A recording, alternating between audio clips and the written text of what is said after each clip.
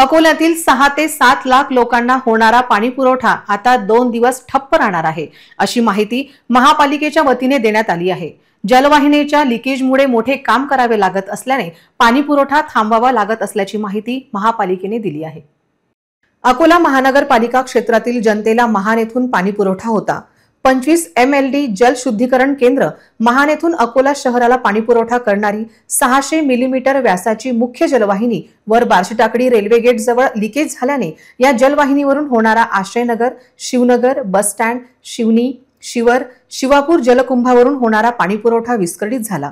Leakage दुरुस्तीचे कामासाठी 5 ते 6 डिसेंबर रोजी विविध जलकुंभावरून होणारा पाणी पुरवठा बंद राहील, याची अकोला शहरातील नागरिकांनी नोंद घ्यावी व अकोला महानगरपालिकेस सहकार्य करावे, असे आवाहन मनपा पाणी पुरवठा विभागाचे कार्यकारी अभियंता यांनी केले आहे।